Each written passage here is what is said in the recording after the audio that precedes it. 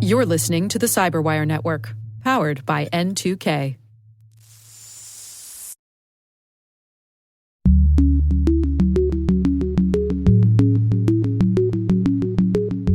I think everyone that claims to be media should have a letter grade as to the veracity of their reporting. Hello, everyone, and welcome to Caveat, the CyberWire's privacy, surveillance, law, and policy podcast. I'm Dave Bittner, and joining me is my co-host Ben Yellen from the University of Maryland Center for Health and Homeland Security. Hello, Ben. Hello, Dave. Today, Ben discusses an effort to keep big tech from taking over your car. I've got a look at facial recognition technology in Texas. And later in the show, Mike Hamilton joins us. He's the former CISO of Seattle and currently CISO at a company called Critical Insight, and we're talking about election security. While this show covers legal topics and Ben is a lawyer, the views expressed do not constitute legal advice. For official legal advice on any of the topics we cover, please contact your attorney. This episode is brought to you by Palo Alto Networks, the leader in cybersecurity. As AI-driven attacks increase, organizations can't afford to have network security that's stuck in the past. Discover how Palo Alto Networks can help you predict what's coming and proactively secure against it with a zero-trust, AI-powered network security platform built to secure whatever, whenever, wherever. To learn more, visit paloaltonetworks.com/network security platform.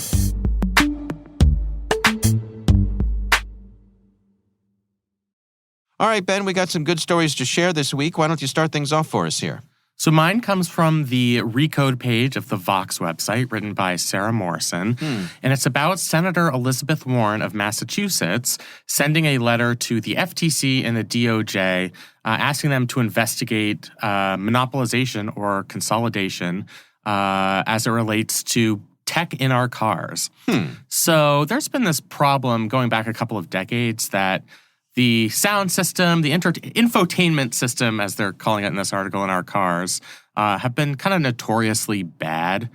Just worse than you would expect, given that cars are pretty well made and have manufacturers who know what they're doing, but somehow the radios and the sound system and... Well, and also overpriced. Like, I mean, maybe that's an unfair way to say it. It is an area where the auto manufacturers are able to enjoy a healthy markup for what they provide you with. Because typically you have the base model system, which, as you say, is terrible. Yep. And then you can upgrade to the one from Bose or Bang & Olufsen or whatever, and it's like $2,000.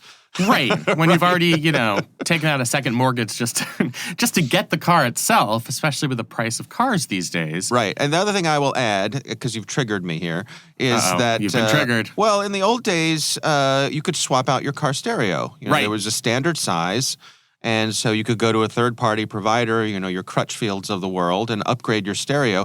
These days, the systems tend to be integrated with the whole electronic system of the car, so you don't have that option of doing an aftermarket upgrade. So you're kind of stuck. Yeah, you're stuck with these pretty unsatisfying systems.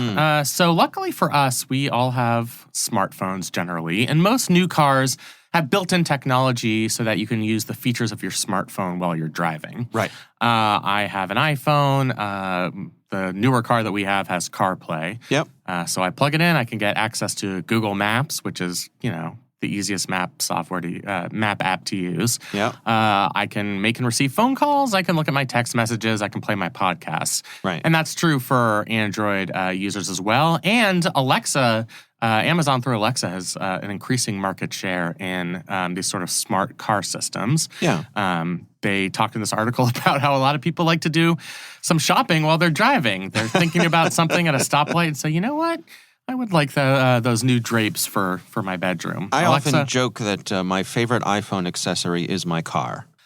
That's a great point. I mean, we end up using our smartphones almost more in our car than we would in our offices and our homes. Mm-hmm. For one reason, we have larger devices in our homes and offices. So, I might as well use my computer or iPad if I'm in my house. Right. But when you're in a car, CarPlay is the best you've got. You kind of have to focus your attention on not getting into a car crash. Right. So that brings us back to this letter from Elizabeth Warren. She is concerned that these companies are going to gain these big tech companies are going to gain an undue market share and are stifling competition.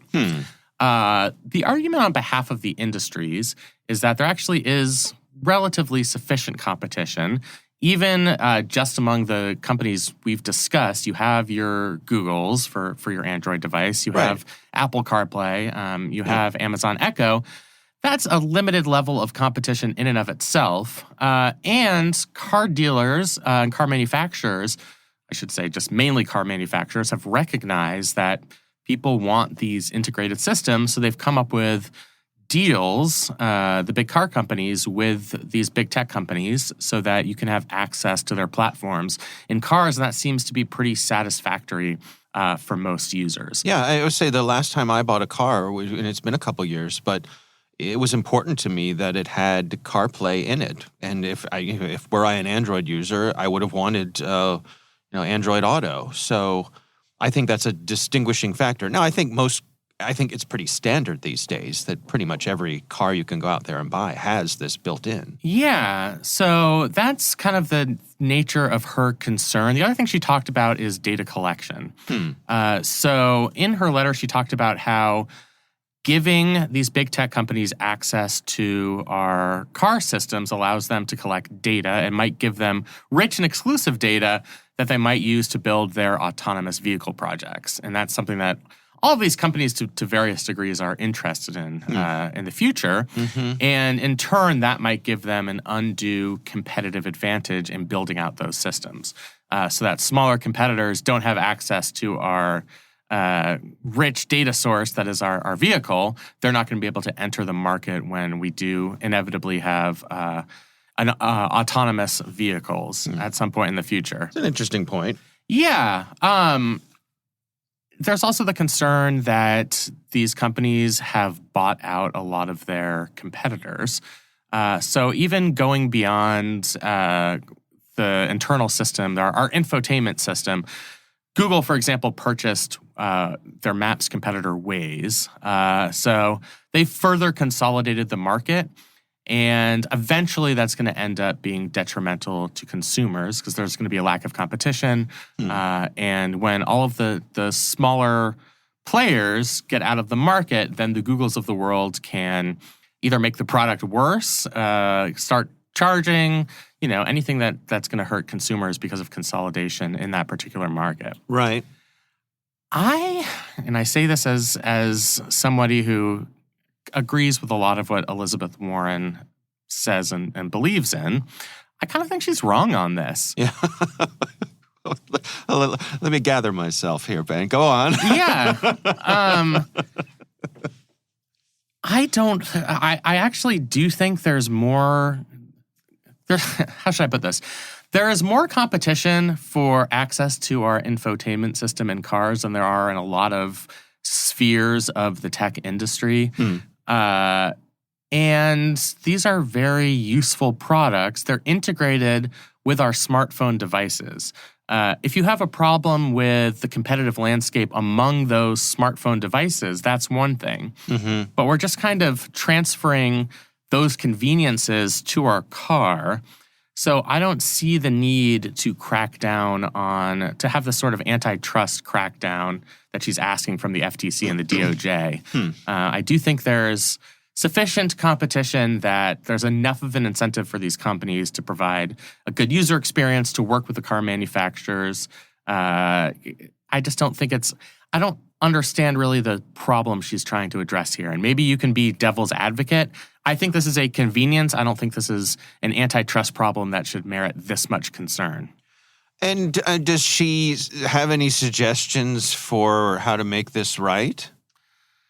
So, it's not like there's a third mobile platform waiting in the wings. It's pretty much iOS and Android. Yes, there are some, there's a handful of much, much smaller market share mobile, options. But really, you're talking about this is Coke and Pepsi when it comes to the two biggies, right? And that's what people want. And that's what the auto manufacturers are delivering. Yeah, and I don't see that there's that much of a demand for a product outside of iOS and Android, just because there's not that much of a demand for smartphones outside iOS and Android. The key functionality is having the features of your smartphone available on your dashboard. Right. That's really what we're doing here. I think the way she's writing this letter, she's considering it as a new frontier in big tech, when I think this is just an extension of a frontier that already exists, if that makes sense. Yeah.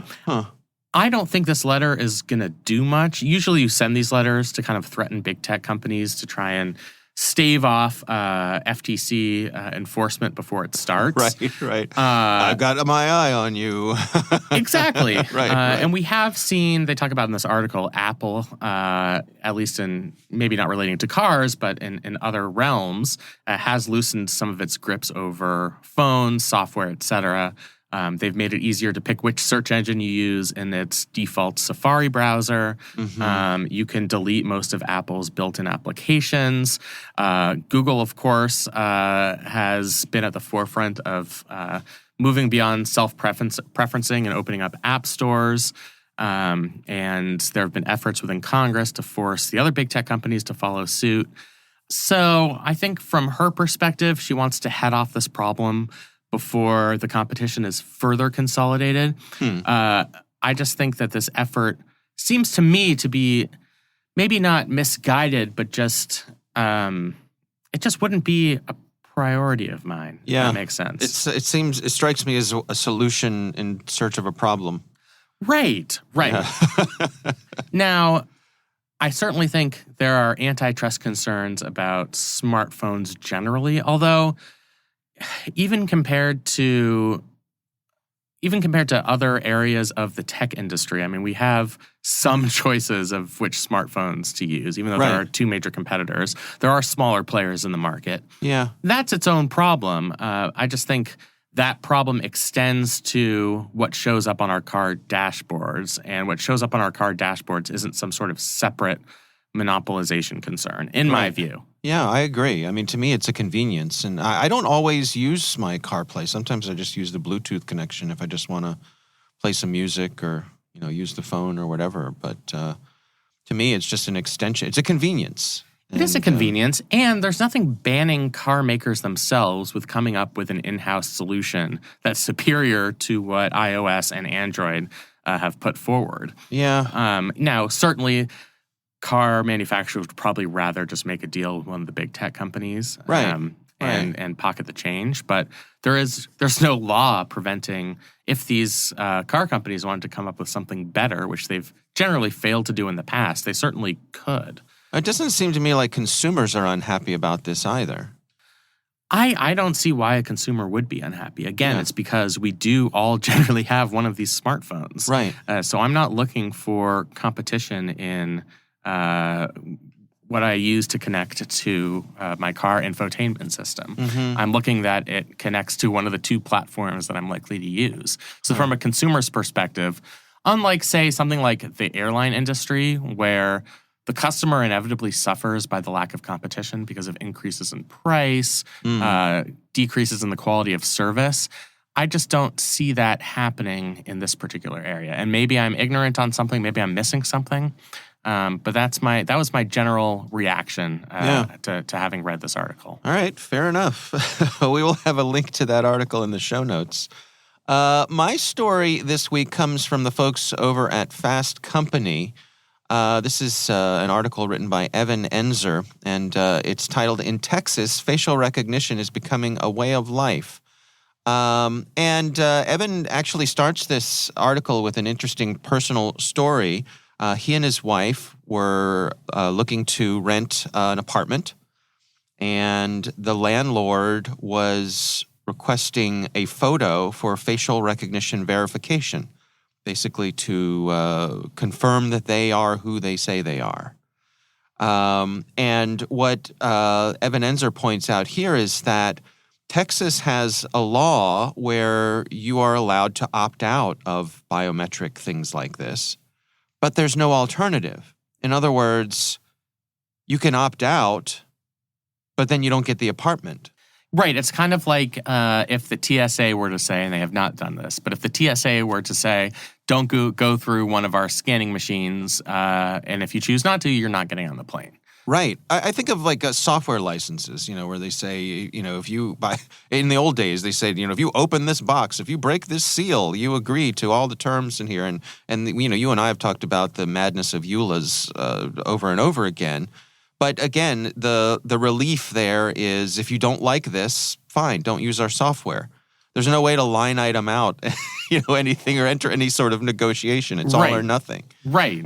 And most people who are in the hunt for an apartment, they're not going to have the type of bargaining power to say, well, you better find another tenant because I'm just not going to submit to this facial recognition software. Right. They're going to be completely out of luck. I mean, people don't have that type of flexibility to reject an apartment because of an objectionable form of data collection. And therefore, the data collection is going to happen without some sort of prescribed relief. Yeah. So I'm curious, this article points out some of the things that you and I have addressed here, some of the issues with facial recognition. Of course, there are accuracy issues, and facial recognition does worse at identifying women than men and does particularly poorly when it comes to people of color. Remarkably so. And obviously that's a problem. I'm curious for your view, with your knowledge of the Fourth Amendment, like where does this land when it comes to privacy? The fact that to me it seems sort of coercive in that, yes, the law says you can opt out of this, but I still would need a place to live, right? Right. So one thing, at least thematically, about the Fourth Amendment is it's at its strongest when it's protecting people inside their own homes. That's mentioned in the amendment itself, that there's a prohibition on unreasonable searches and seizures of one's home, among other things. And it's certainly been that the impetus for the Fourth Amendment from the time of our Constitution's drafting was to avoid these sort of general warrants where back among our legal ancestors in the United Kingdom, kings would just sort of go into people's houses and send their minions and see what they could find if they wanted to arrest you. Right. So there is this sort of enhanced protection inside the home, which I think is relevant when we're talking about the collection of biometric data. I think that makes this fundamentally different than the use of biometrics to get into an office, for example. There's something, I don't want to use the word holy, but there's something kind of there's an enhanced protection that comes with one's home. And if we're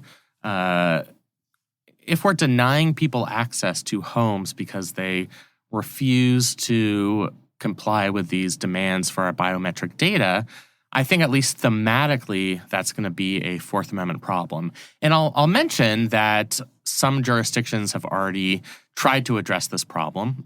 There was a proposal, they mentioned this article from the New York City Council, to require landlords to offer tenants physical keys if they choose in place of biometric access systems.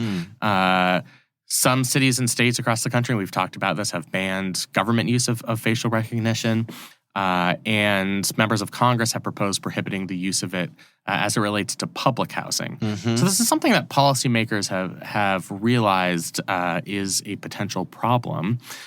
I think the state of Texas will have to decide if this becomes something that goes beyond people who write for Fast Company and goes beyond people who are certified privacy professionals. They'd have to ask whether there is a policy imperative to give people a legally mandated alternative.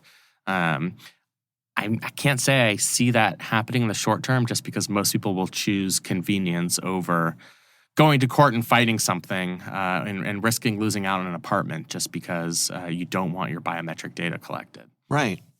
I suppose, too, I mean, I'm thinking of the company who's requesting the biometric data. It's for their convenience, their security. I guess it makes things faster, easier, cheaper for them. But you would think they would have some kind of backup system in place for folks who, for whatever reason, couldn't do this. Or I guess I'm trying to suss out to what degree is this also not just verification, but perhaps gatekeeping. Some of it is gatekeeping. I mean, I could certainly foresee accessibility problems. As you say, people for whatever reason are not able to give facial recognition. We've talked about the disparities among racial and ethnic groups and being recognized through facial recognition systems. Right. So that could be a potential equity concern.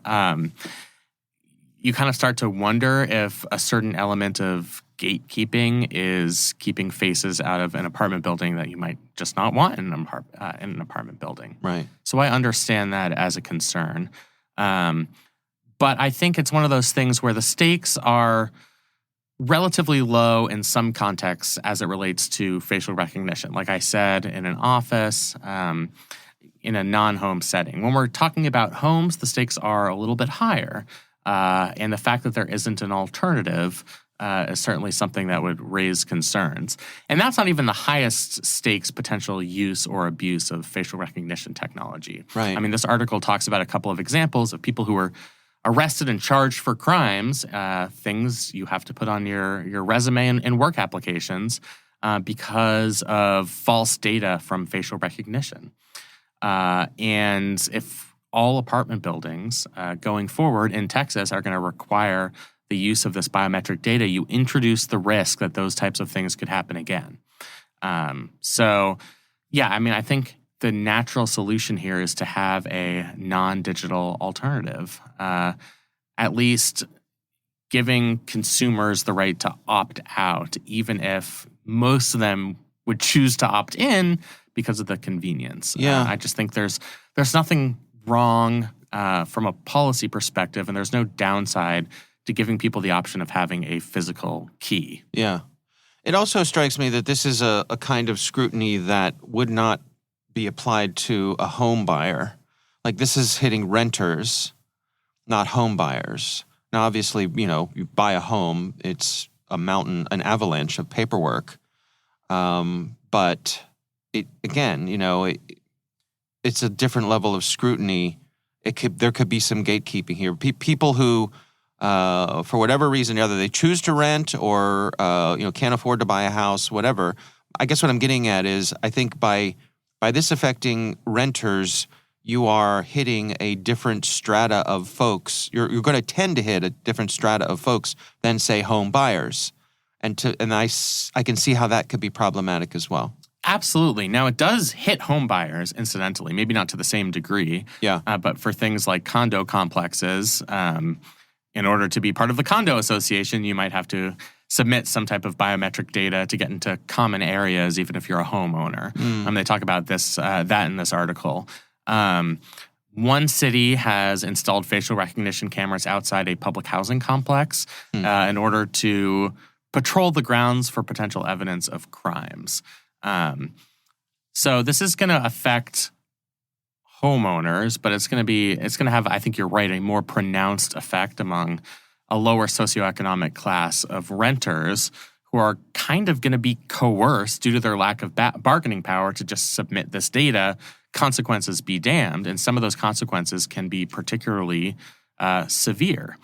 So that's why I just think from a policy perspective, the right answer is to give people a legally mandated alternative, to not do what Texas did, which is to say, yes, you have the right to opt out of biometric data, but if you do opt out, you lose what you want, in this case, an apartment. Right. I think, like the New York City Council is trying to do, I think you have to give people a meaningful choice that won't risk giving up something like an apartment just because people don't want to submit their biometric data. Yeah.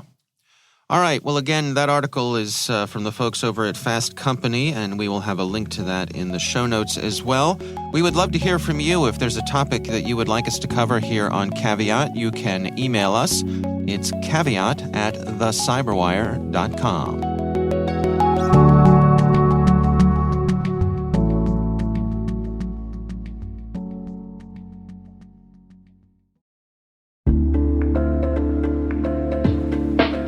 And now, a word from our sponsor, SpyCloud, the cybercrime analytics leader.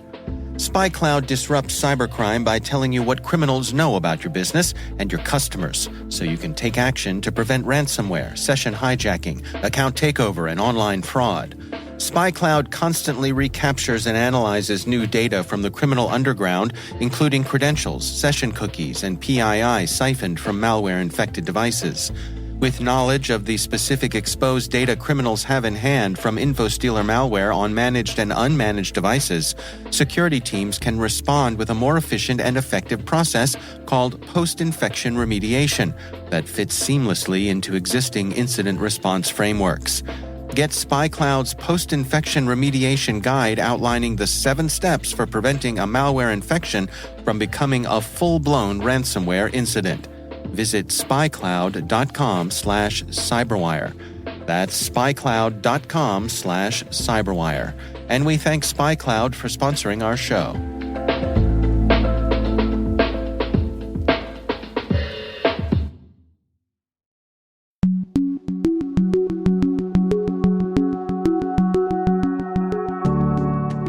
Ben, I recently had the pleasure of speaking with Mike Hamilton.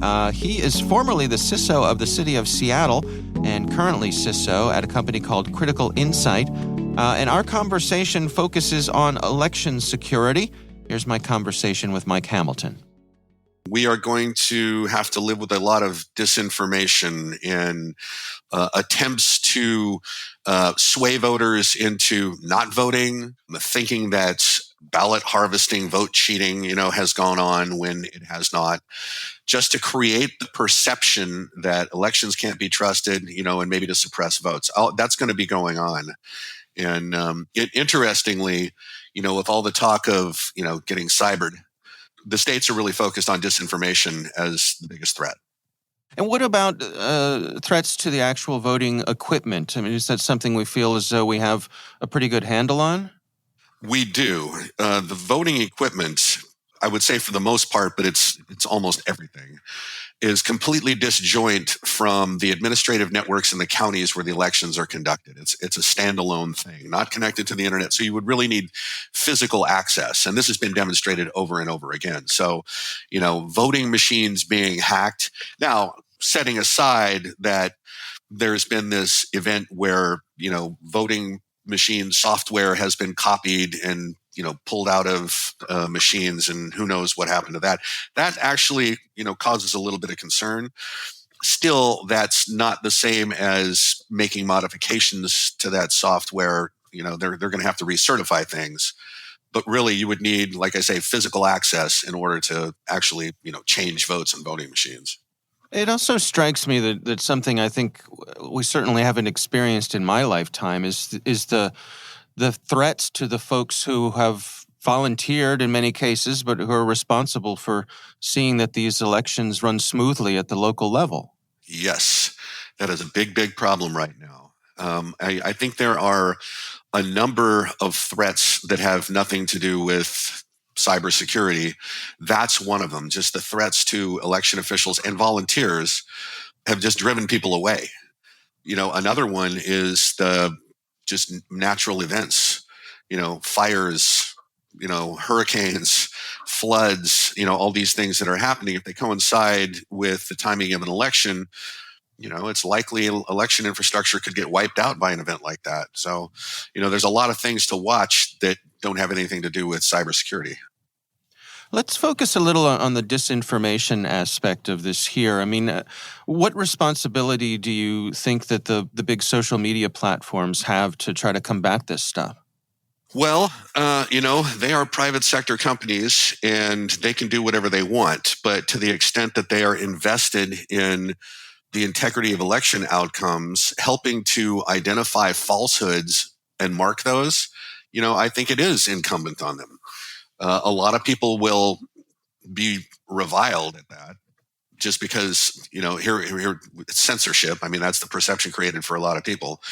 But I do think there's a responsibility because they are doing business here, and doing business here has something to do with the integrity of elections and a functioning government.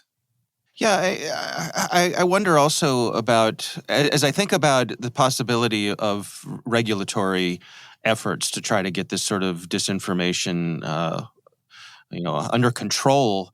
I guess what it reminds me is that it's often a lagging element. The regulatory regime lags behind the need, and this is so unprecedented. The fact that I don't know, it's hard for me to wrap my head around the degree to which people are trying to plant those seeds of doubts in people's minds with something that is so fundamental to our nation, to our democracy. Well, problematically, in this country, our media literacy is really bad. And, people have fractionated and factionalized, and you can kind of make up your own truth now. And people are going to believe what they want to believe. And to tell you the truth, social media is kind of the genesis of that. So, that's why I do think it's incumbent on them to, hold up their hand and say, this isn't true. And in fact, I'll tell you, at the state level, when I participated in a state exercise, Identify the State, it was supposed to be a election cybersecurity exercise. And it ended up being 90% about disinformation and how they would counter disinformation quickly, identify it and counter it quickly. And we're talking about, some success in doing that. So, I think that's where the efforts are going to be focused. Apart from the social media companies, maybe they will, maybe they won't start marking things as falsehoods. The states are going to be on this.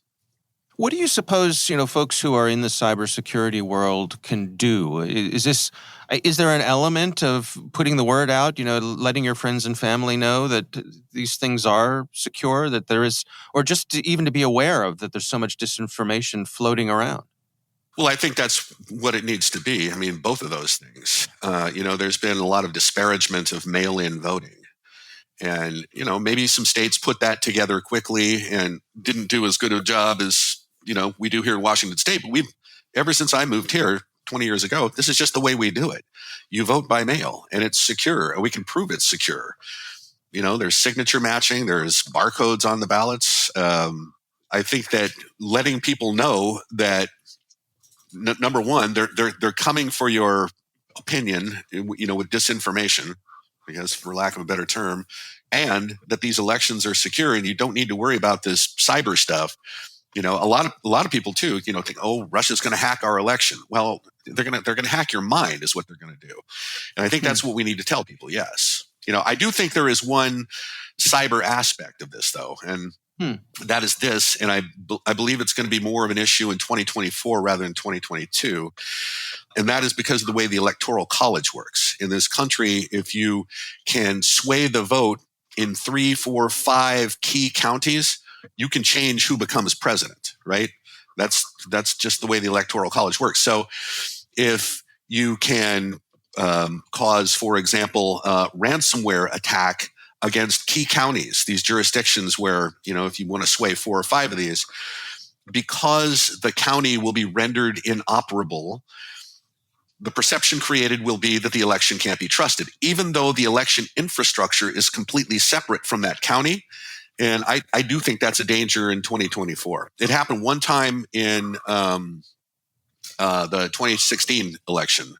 2016 or 2020, I can't remember. It was Chatham County, North Carolina. Right in the middle of an election, they got smacked by ransomware. And so even though the ransomware didn't affect the voting systems, the damage is done in terms of people's perception? For a lot of people, yep, the damage is done. What do you think we can do then here?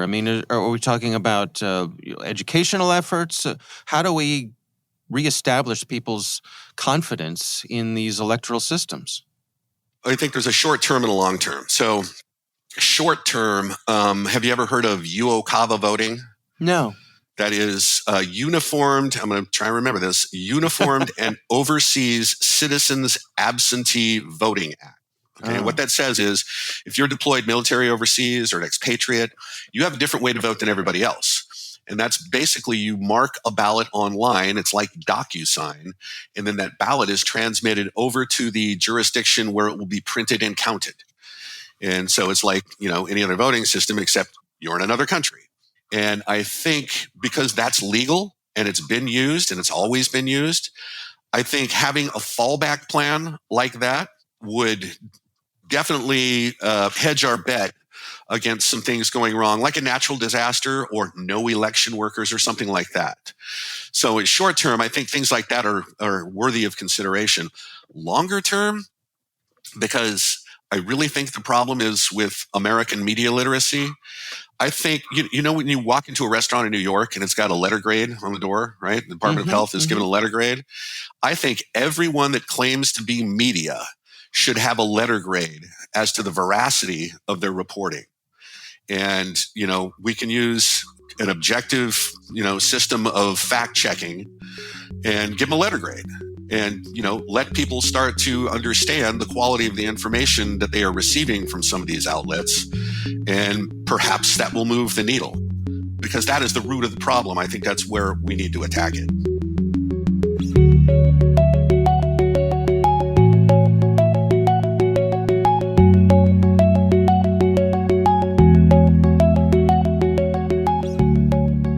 Ben, what do you think? That was a fascinating conversation. I should mention that we're recording this on an election day, so yes. It's very on brand. That's right. By the time you listen to this, you'll probably know the outcome of the midterm elections. That's right.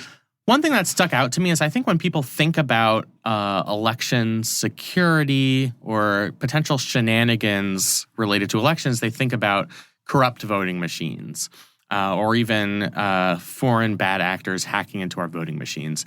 That is a concern. I think it's a concern that hasn't manifested itself to a great degree, but it's certainly something we should be worried about. Right. I think the greater concern, and this might be kind of more for a Hacking Humans podcast than for a Caveat podcast, is just people's general distrust of our electoral system and how any type of discrepancy or counting error or method of counting votes is going to be used as a justification for a conspiracy. And I understand why that happens. I mean, we don't physically see our ballots get counted in our county clerk's office. Right. We're sending them off, and there's a certain level of trust that our votes are going to be counted in a way that's fair and equitable. The only way that people are going to have that level of trust is if elite political actors tell us that this is a process that can be trusted. And when you have elite actors in political movements saying that the process itself can't be trusted, I think the whole system kind of collapses on itself. And I think that's one of the things he was getting at in your discussion there. So I thought it was a really fascinating interview. Yeah. Well, again, our thanks to Mike Hamilton for joining us. We do appreciate him taking the time.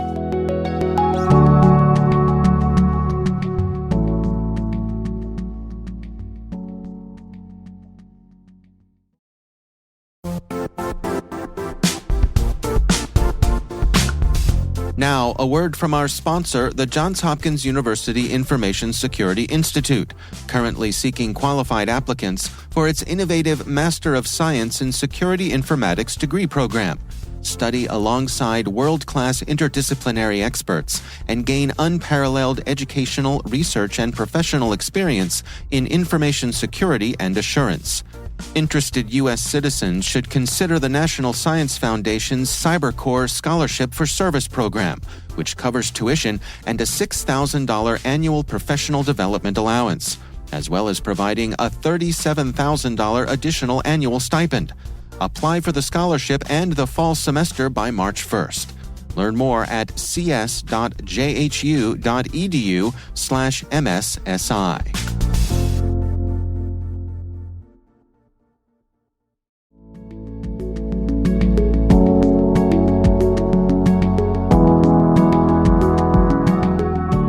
And that is our show. We want to thank all of you for listening. The Caveat podcast is proudly produced in Maryland at the startup studios of Data Tribe, where they're co-building the next generation of cybersecurity teams and technologies. Our senior producer is Jennifer Iben. Our executive editor is Peter Kilpie. I'm Dave Bittner. And I'm Ben Yellen. Thanks for listening.